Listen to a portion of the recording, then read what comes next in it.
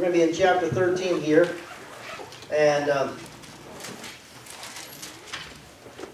at this point here in Revelations, in our study here, we're talking now at the last 3.5 years of the 7-year tribulation at this point where we're at here.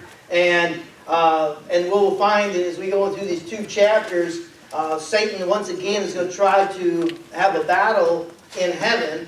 And we'll find that he'll be kicked out of heaven and he'll be cast in, a battle with the Archangel Michael. And he's going to kick him out of there and he's going to never have access again in heaven. Because he used to be called the accuser. He would go up and accuse the brethren. At this point here, there's going to be a battle. Archangel Michael is going to win, kick him out. Satan still has a desire to want to be worshipped. And before he gets thrown into the lake of fire. And then what we're going to do is see what comes on the scene. We're going to have 2 beasts that's going to come on the scene. And we'll talk about the 2 beasts and who are they. And one of them is the false prophet. But they're going to be introduced as the beast. But later on, one of them is going to be called the false prophet. But we'll have the 2 beasts come on. And we're going to find here that Satan, which is the dragon, he's going to cause people to worship the beast. And we're going to find out who these are and what their roles are. And one of the beasts the first beast is going to be the one who's going to take over the 10 kingdoms.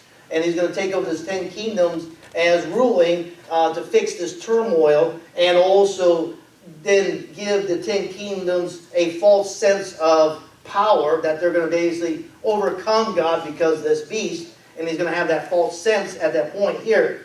And so we're going to have here, if we who is, let me read with you here. We're going to look at verse 1. And in verse 1 it says, "And I stood upon the sand of the sea, and saw a beast rise up out of the sea, having 7 heads and 10 horns, and upon his horns 10 crowns, and upon his head the name of blasphemy." So we find that this beast comes out of the sea. Now the sea here is symbolic of population. And it's coming out of, this beast is going to come out of this population, which is the world population, is where it's coming out. It doesn't literally come out of the water, it's coming out of the population, which is the world basic population. And he's coming out of this, we would call it, depicting the turmoil that's going on, this commotion. And he's going to come out of this commotion or this population that we have here of all the things that are going on. And he's going to come out of there and he's going to basically say, I got power. Okay? And then now that I can give power to these or follow me with the power that we can now overcome this. And now the 10 kingdoms are going to basically rejuvenate with their, you want to call it, their vision of taking over the world. And kicking God finally out of it and coming with their strength against Israel. And that's what that 10 beasts gives them this ability to do that. And that's going to be the 10 remaining kingdoms. And that's why you see here that he had the 7 heads and the 10 horns. And the 10 horns are the 10 kingdoms here. And that first beast will come with power. But remember this thing, the power that he's got is given to him by the dragon. Okay? That's the difference there. You got to remember that. It's given to him by the dragon. The first beast has 7 heads and 10 horns in this area here. The 10 horns, again, if you will look with me, and I'll kind of give this to you, in Revelations, there we go, 17:12. 17:12, it says here, "And the 10 horns which thou sawest are the 10 kings, which have received the kingdom as yet, but receive power as kings 1 hour with the beast." So that's why we say that the 10 horns represent the kingdoms, the 10 kingdoms that are going to rise out during the 7-year tribulation. These 10 kingdoms are going to be the ones that pretty much are going to rule the world at this point. And so that's why I said that we know that what these are. And they're going to come with, basically going to say, join in with the beast to overthrow and have that power. 1 out of the 10 beasts, 1 out of the 10 kingdoms, and this is interesting here, let's move on down here. We'll kind of get to that point. We'll move back up to it. But start with me here also in verses 2 and 3. And back in chapter 13, go back to chapter 13. And I want to look at verses 2 and 3. And the beast which I saw was like unto the leopard, and his feet were as the feet of bear, and his mouth as the mouth of a lion. And the dragon gave his power, and his seat, and his great authority. And I saw one of his heads, as it were, wounded to death, and his deadly wound was healed, and all the world wondered after the beast. This chapter I'm discussing here is going to be a little bit lengthy because there's a whole lot in it. So you can get it all what's going on in here at this point. And so what happens is that one of the kingdoms is going to have a wound. And then the dragon is going to heal that kingdom and give it, and then that's what's going to basically say, that's why the rest of the world is going to be like, oh wow, we're going to have to give notice to this beast, because this beast had this kingdom and power, and the dragon gave power to the beast to heal this one kingdom at this point. And so we're looking at this one kingdom that was healed. And when I'm looking through the commentaries and looking through the studies and looking through all these areas here and trying to figure out, okay, who was this wounded kingdom? And a lot of times they're saying this wounded kingdom could be one kingdom that was brought back to power. Okay? And they're thinking that the one that brought back to power, you could say it's Babylon, but which is, later on we'll find out Babylon is referred to as the great whore, which is the religion, which is the one world religion. And the other one would be Rome. And that's why they're thinking that it would be that Rome, that would be Rome that would be brought back to power. So Rome during this time of the 7-year tribulation will be one of the 10 kingdoms, and it will be brought back to power. And that's why they think it's Rome. And so that's why we kind of, in that area, a lot of people will be saying, where did they get Rome for? Why do they think Rome has got some play in it? And that's where Rome has a play in it. And because you'll hear sometimes people talking about Revelations, and they'll talk about, well, Rome's coming back to power. This here, in this part here, is where they'll find, that's why they get it from, that they're going to come back to power. Is that they're going to be brought back because they were wounded and brought back to power. Then it says here that since the unsaved world is blinded from God's truth, they never noticed. Now, if you notice that back in chapter 13, verse 1, at the last, that of the set of the heads, what were on the heads? It was the name blasphemy was on the head. The world being unsaved don't notice that they had blasphemy on their heads. The kingdoms had the blasphemy on their head. The 7 heads had blasphemy on it. The world never knew that, because when they're blinded, and especially when people are blinded with sin, they cannot see straight. Okay? They can't see truth. They don't understand truth until they get the light of Jesus Christ. So they never noticed they had blasphemy. And what was their blasphemy? Blasphemy God.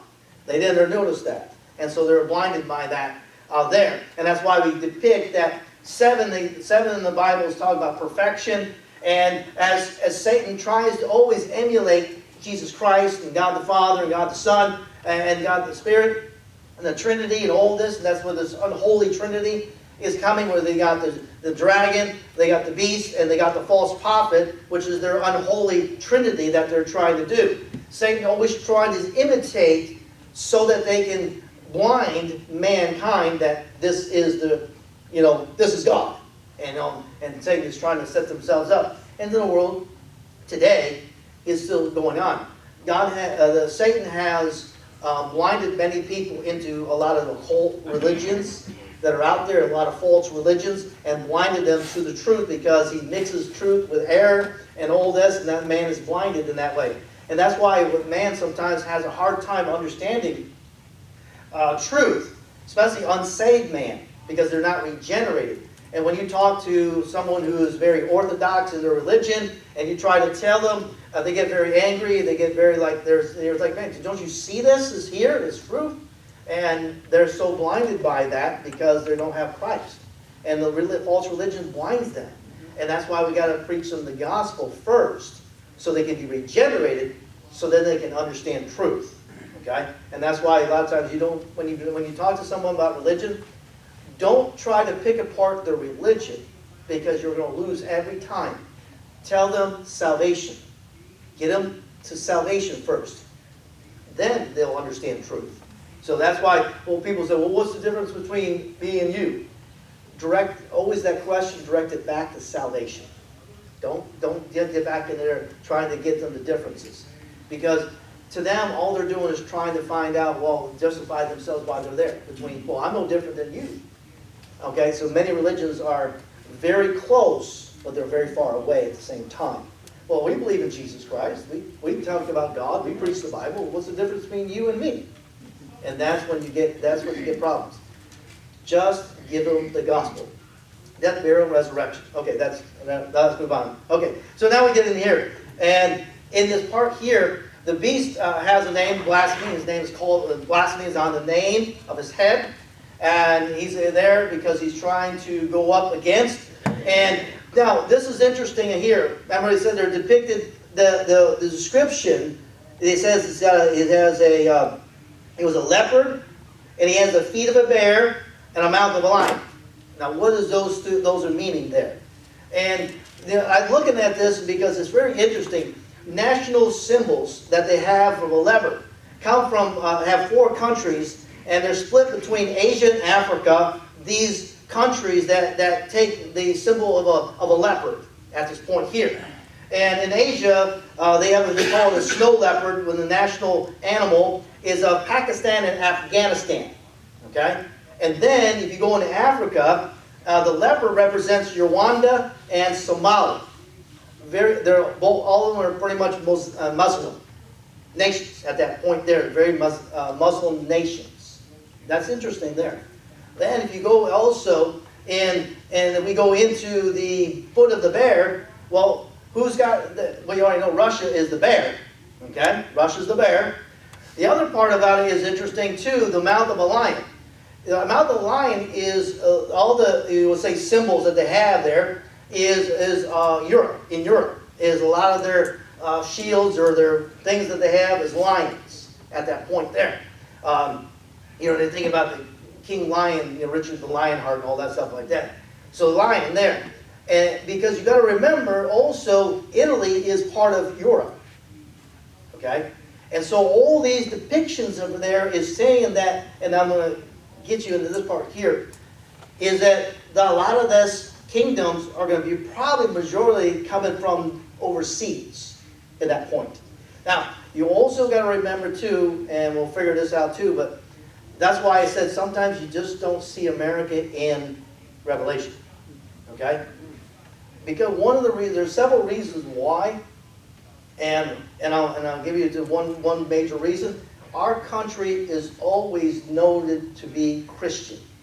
Okay? No matter, even though we don't act like it at half the time, all right? But our nation was founded on Christian values. Our nation is a nation that majority is sending missionaries out.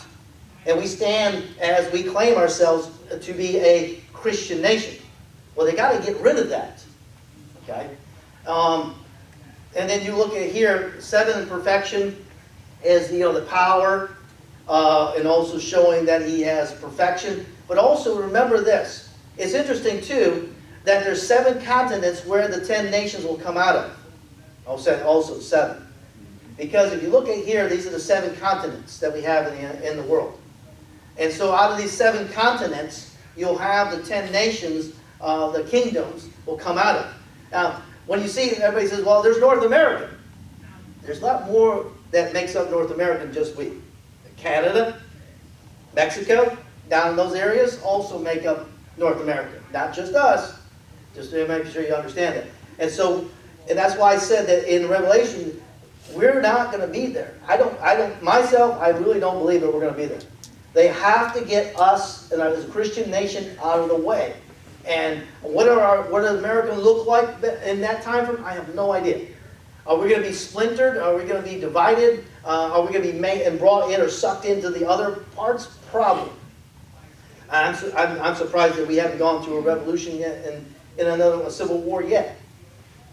I know my grandfather, before he passed away, said that our country was going to go to another civil war. And it might.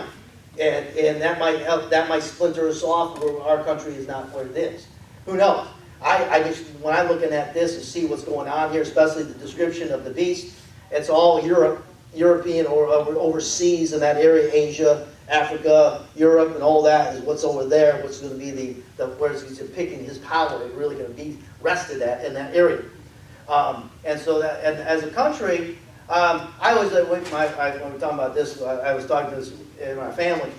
If I gain the attention of Satan and he's coming at me and throwing the kitchen sink, that means I'm doing something good.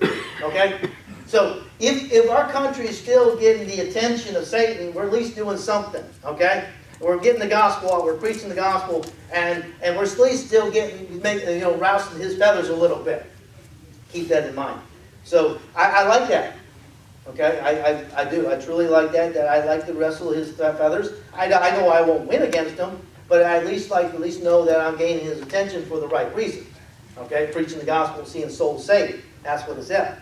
Now, it tells us here, in verses back in 13, verses 4 and 5, it says, "And they worshiped the dragon, which gave power unto the beast, and they worshiped the beast, saying, Who is like unto the beast? Who is able to make war with him?" And that's where that, remember that, that's where the 10 nations, because we've gone through the judgments that have gone on the earth, and all that banging and hitting the world, and God's been all the judgments, and man is getting the 10 nations are getting kind of shaky at this time, and this is where he brings up, and now the 10 nations like, who can stand against? And that's where that bring that, now they're like, okay, now we can now go against Israel, and boom, like this. And so in 5, "And there was given unto him mouth speaking great things and blasphemies, and power is given unto him," now just remember, "to continue 42 months. Now that's 3.5 years. Okay, 42 months. So that he's going to be there for the last 3.5 years, for 42 months. That beast is going to be there fighting and doing everything he can those last 3.5 years. That gives us the indication there. Now 6 through 8 says this, "And he opened his mouth, blaspheming against God, and to blaspheme his name, and his tabernacle, and them that dwell in heaven. And it was given unto him to make war with the saints, and to overcome them. And power was given him over all kindred and tongue and nations, and all that dwell upon the earth shall worship him, whose names are not written in the book of life, and the Lamb slain from the foundation of the world." And that's why we got to make sure that people understand what salvation is. Salvation is a place where you can guarantee you're going to have a place in heaven. And the one guarantee is you got your name written on the register in heaven. Okay? And because it tells you that he's going to make war against those who have their name written in the book of heaven. And so when the 144,000 are still here, and they're there, and you got the 2 witnesses, all them, they're making war, and then all those people who are getting saved and born again at this time, Satan is going to make war against them. Now we make sure to put that little side note. Those who have not heard the gospel, who have not yet had a chance to know who Christ is and be saved and born again, those are the ones that are getting saved. Not the ones that have heard and passed into tribulation. They've already got their second chance. This is a different person that has not yet got a second chance. Those are the ones they're going to make war with and overcome. And that's where he's going to be here fighting against them. And Satan now gave him the beast power to go against them, to fight and try to rid it. And that's what Satan's been doing anyways. He's been trying to get rid of every born-again Christian. Because why? Because we are a testimony of the gospel. And so he will do everything he has. If you claim to be saved and born again, you have a target on your back. Every one of us. Okay? That all of us have a target on our back, and Satan is trying to hit that target. Alright? And so we have to be, that's why everything in this world is a spiritual warfare. It's always a spiritual warfare because you are a target. Satan either tries to kill you or make you of none effect. One of those 2 things he's trying to do. And by none effect means he'll destroy your life, where you get no effect for the gospel of Jesus Christ in this world. That is his goal. Okay? And if you understand that warfare, you're able to fight a whole lot better through the power of the Holy Spirit, because you understand the warfare and the fight, what he's trying to do. He's trying to really ruin this gospel because he doesn't want souls saved. He's destroying families' lives and then taking them all to heaven. That's what he wants to do. That's his goal. That is his goal. And as we go on here, in the second half here that we're going to look at, is the second beast and the false prophet that's going to come on the scene. In verses 8 through 10, as we read here, 8 through 10, and all that dwell on the earth shall worship him whose name was not written in the book of life of the Lamb that was slain from the foundation of the world. If any man have an ear, let him hear. This is where that John was caused to eat the book, because he is saying that when he eats that book is that now you need to take in this knowledge, just like you guys need to eat the book, take the knowledge, and it should drive you to say, if you got an ear, let you hear. Thus saith the Lord. That's what we need to do. And it's sweet to our mouth, the words, because why? Because we know the truth, and it opens our eyes to the truth. The bitterness in our bellies is that I have a desire by the Holy Spirit to preach somebody the gospel. All of us have the desire, should have that desire. And it should grieve us in our belly, knowing people are dying and going to hell. That's why he talks about that. And that's why he says, if you got an ear, let him hear this. 10, he that leadeth into captivity shall go into captivity. He that killeth with the sword must be killed with the sword. Here is the patience and the faith of the saints. And I beheld another beast coming up out of the earth, and he had 2 horns like a lamb, and he spake as a dragon, and he exercised with all the power of the first beast before him, and caused the earth and them which dwell therein to worship the first beast, whose deadly wound was healed, and he doeth great wonders, so that man maketh fire, so he maketh fire come down from heaven on the earth in the sight of man. So this second beast that's coming out of the earth, and this is going to be the rise of the false prophet coming out of here, and he's going to cause all them to worship the first beast.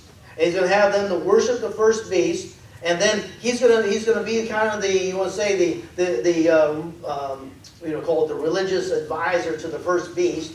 And he's going to cause them. He's going to be the prophet there. And and again, Satan does things to counterfeit the things of God. He's bringing fire down from heaven. Well, who's done that? God's done that many times in the Bible. He's brought fire down from heaven. And so he's going to counterfeit this, where he's going to fool man to think that, oh wow, we got God on our side, thinking that, but it's not. And he's thinking that he's got this false prophet is just as powerful as God is. Because God was the only one that could bring fire down from heaven. Well, this guy is bringing fire down to heaven. Well, good. He must be just as powerful as God. Now, we can go up against God. And so all this is to fool man, thinking that now we're going to gather our armies and go in for that battle against Israel and wipe them out. And, of course, we find that's a false idea. But Satan leads man in this direction, in this false hope.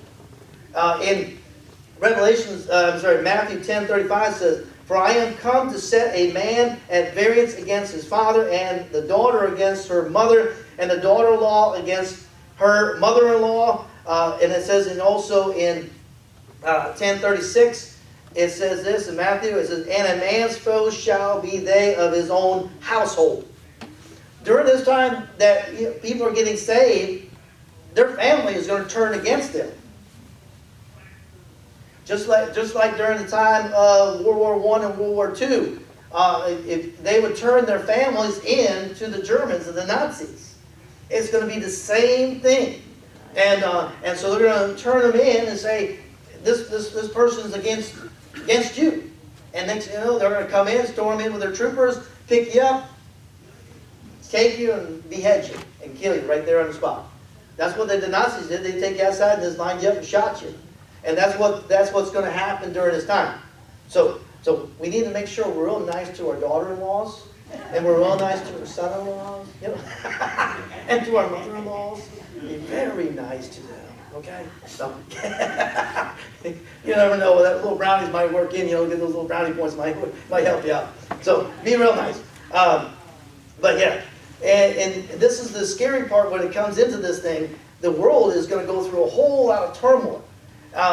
In this part here, in chapter 24, verses 5 to 21, I would go and read all this here, but I want you to just write it down because for the sake of time, if I go in, it's going to be here. But in this part here, you would say verses in this chapter 24, verses 5 through 7, speak about what's going on today.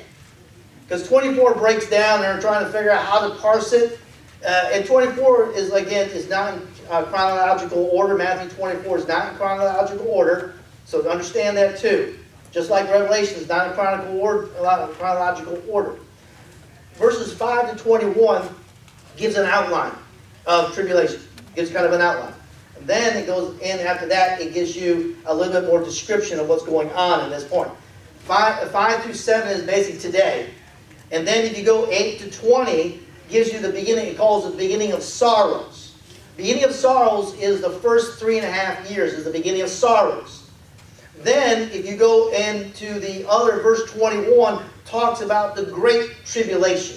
Great Tribulation is speaking about the last 3.5 years. That's the Great Tribulation, and it breaks it down. I kind of broke it down. I'm sorry, I should have flipped it over. But I broke that down to you right there. If you want to write it down, go ahead and write it down. It's an interesting study because remember in the Bible, you have to to understand Revelation, you have to take the complete Bible in entirety to understand Revelation who it is, because there's Pastor talks about puzzle pieces. The puzzle pieces are all over throughout the Bible, and you have to take that piece, slide it here, take that piece, put it here, because that's what the Bible is. The Bible is written, God has written the Bible meant as a study book. Okay? Not a novel, it's a study book. And he wrote it as a study book where you have to go back for the information to answer the questions that you see. As I read, I got questions. Well, he meant it so that you go back into the text to answer the questions that you have. That's why it's a study book. And God wrote it that way to make us study the book. Because if you want to know the answers, you need to go back into the text to find out the answers. You just can't say, oh, there it is, I got all the answers. That doesn't work that way. And that's why you have a lot of false religions that build their religion out of one text. And the next thing you know, they build their whole religion out of one text, and that's why they get off in left field in that area. And so we got to be careful in that area. As we get into this part, next part, everybody got that written down up on the screen here? Okay. All right. Now the second beast here, the false prophet, we find that in Revelations 19:20. If you look at 19:20, in Revelations 19:20 it says this. It says, and the beast was taken, and with him the false prophet that wrought miracles before him, with which he deceived them that had received the mark of the beast, and them that worshipped his image. These both were cast in the lake of fire burning with brimstone. So you see that now he distinguished the beast. Then it says the false prophet that worked miracles. And we talked about the false prophet here that worked miracles, bringing fire from heaven and all that. That's that false prophet, which is the second beast that came out of the earth. And that's the false prophet there. The lamb with two horns. All religions are basically come down to somebody say two major groups, Protestant and Muslim. It's basically in this world right now. If you depict it down to it, and most studies will say either you're a Protestant or you're a Muslim. Those are the two major religions that we have in the world right now. And so these two religions will basically be brought together as to be one at some point. Okay, and this lamb. And basically speaking about this lamb, which is the Lamb of God, Jesus Christ, which is depicting a false, prophet again, that being that false Messiah, is going to take these two religions and bring them one underneath the false prophet. And that's where these two religions come to be one. And that's where he comes and being that. And that's where they call the Great Babylon, the Great Whore, is going to basically be destroyed, which is basically the religion of the world is going to come together. And the false prophet is going to bring them two factions together. And that's what we have today. And so that's what those two horns probably most likely represent, is two major religions, Protestant and Muslim, at this time here. And the Great Whore, which is basically, if you look at 17 verse 5, it says, and upon her forehead was name written, Mystery, Babylon, the great, the mother of harlots, and the abomination of the earth. And so this Babylon, and again, the Babylon is going to be this great mystery, this great whore. And in the Bible, and you'll find this in the Bible, and I'll get you to the verse here, right here in Jeremiah. Jeremiah says this, in Jeremiah 3:6, the Lord said also unto me in the days of Josiah the king, hast thou seen that which backsliding Israel hath done? She is gone up upon every high mountain and under every green tree, and there have played the harlot. So when we go into idolatry, and we go into false religion, God refers to that as harlots. And you're playing the part of a harlot. If you're not worshiping God, you're playing the part of a harlot. That means you're worshiping other things other than Him. The reason why he refers to that as being a harlot or whoredom in that area, because in the Bible it refers to as Jesus is the bridegroom, we are the bride. And as we are the bride, the saved born-again Christians, we're going out and creating adultery into other religions. And when we stop worshiping God, and worshiping other things, we're creating whoredom or harlot and being a harlot. And so that's why we say that Babylon represents one world religion in that area, harlot, and being a harlot in that time, whoredom in that side there. And so the second beast, we have all these great miracles and doing all these great things, and the second beast will, give life to this, the image that had the wound. He gave life to them, and so and he commands all the people to worship. Now, look with me in chapter 20, verse 4. Chapter 20, verse 4 says this. In chapter 20, verse 4, and I saw thrones, and they that sat upon them, and judgment was given unto them, and I saw the souls of them that were beheaded for the witness of Jesus and for the word of God, and which had not worshipped the beast, neither his image, neither had received his mark upon their foreheads and in their hands, and in their lives, and lived and reigned with Christ 1,000 years. So we find that these that are going to be martyred, the way that they're going to be martyred is going to be beheaded. Probably the guillotine will come back that they had during the Middle Ages. The guillotine will come back. We know that in Muslim nations, one of the ways that they show that their dominance and express fear to other nations is that they take the people that they captured and what? Cut their heads off. And they'll do it right publicly in front of everybody. So the beheading will be public. And everybody will see this around the world, that we catch these Christians, and then publicly we'll be beheading them to bring great fear upon all the other Christians. And then also great fear that don't get saved. Because if you get saved, this is what's going to happen to you. And so this false prophet is going to basically push this. In this part here is going to push this. And if you look with me in 16 to 18 here, it says, and he caused all, both small and great, rich and poor, free and bond, to receive the mark in their... I'm sorry, I should have told you to go back to 13. Sorry about that. 13. And it says here, and a mark in their right hand and in their foreheads, and that no man might buy or sell, save he that had the mark, or the name of the beast, or the number of his name. Here is the wisdom. Let him that have understanding count the number of the beast, for it is the number of man, and his number is 666. That's 666. A lot of people always, that number is very common Everybody hears about that number being very common, knowing all this. And he's going to cause them to worship the beast and to signify who's the worshipers and who are not the worshipers. You're going to receive the mark in your hand or in your forehead. And those people can buy and sell things and get food. And the rest of the people, if you don't have the mark, you're not going to be able to get anything. Okay? You're not going to get anything. And that helps distinguish who you are, so they say, oh, you don't got the mark, come on, we're going to behead you. And that's what they're going to do in that area. And I know there's so many speculations and all this, what's this mark going to be? And everybody says, well, the shot's going to bring the mark. You know, I'm going to take the shot, that's going to give you the mark. Remember, the mark is in the hand and the forehead. They don't shoot you in your hand, they don't shoot you in your forehead. What's the mark going to look? Is it going to be a chip? I know a lot of people say it's going to be a chip. I don't know. There's some people say it's going to be a barcode. I don't know. All I know is it's going to be a number, okay, a number of things. Now, it's interesting about that number 666, his mark number that he has counts as number.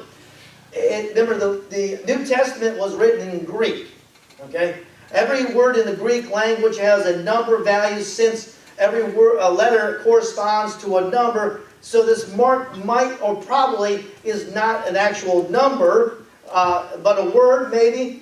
This is my speculation in that area like this, because you got to take account of when the Bible was written and how it was written. The Greek language was the predominant language back during that time because of Rome.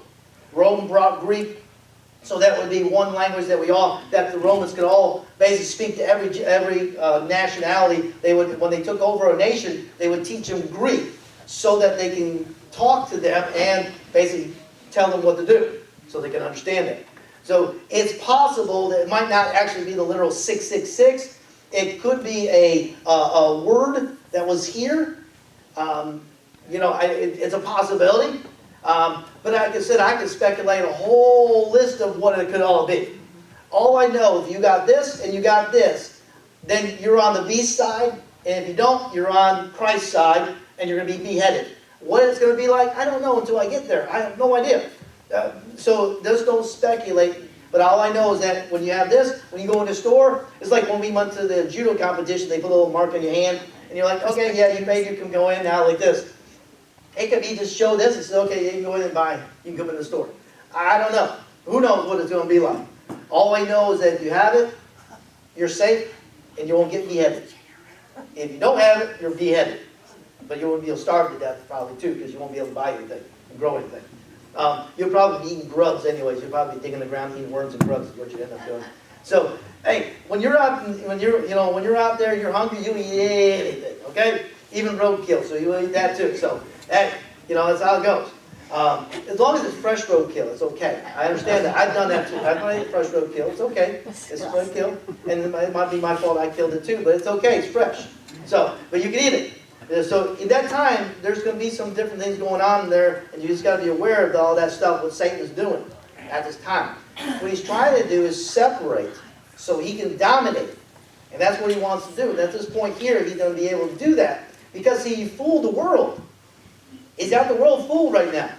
And that's why he's doing that, to fool the world. And he's using the beast and the false prophet to fool the world so he can dominate. And in chapter 14, the 144 sing a new song. Oh, I put sign. Sorry, it's supposed to be sing. I got the N and the G. That's my dyslexia. Anyway, so that's supposed to sing a new song at this point here. Okay, and sing a new song, and this new song is they're the ones singing this song, and it's really interesting the song that they're singing in this area here as they're singing this song. Look at verse chapter 14, and starting in verse 1, it says, "And I looked, and lo, a lamb stood on Mount Zion, and with him 144,000, having his Father's name written in their foreheads. And I heard a voice from heaven, as the voice of many waters, as a voice of great thunders. And I heard the voice of harpers harping with harps, and they sung as it were a new song before the throne. And behold, the four beasts and the elders, and no man could learn that song but the 144,000 which were redeemed from the earth." At this point, we're going to stop here because this is kind of a little bit of fast forward. At some point, at this point here, and I can't really predict where down the 3.5 years where that's sitting at, but the 144,000 will be taken out of here. Because the last verse says that they're to be redeemed from the earth. Redeemed, the word redeem means take back, buy back. And they're going to, at some point, that they're going to be taken up to heaven in between those 3.5 years. They're going to be taken up in heaven, and 144,000 are going to be the only ones singing. Okay? Remember, they're the saved Jews. And that's why they're going to sing, because of the Redeemer, and they're serving their Redeemer, and they're serving the Messiah, and because they're serving the Redeemer and the Messiah, they have a different song than what we have a different song as. Okay? They're now the nation, it's almost, you would say, the nation of Israel is now going to be singing this song of redemption and of the Messiah. They're going to be singing it, and we're going to sit there back and listen to them singing this, and then we're going to fall down and worship and praise the Lord and stuff like that, what's going on there. That's important to remember that, what that new song is. It is a song that Israel is going to sing at that time. This is why it's important to pray for Israel, keep Israel in prayer, and support Israel at this point. It's very important to understand that, because they have a great spot and a great love in God's heart for Israel. And we need to support them and vote for those who support Israel. Okay? That's an important political side. I'll throw that in there like that. Okay? All right.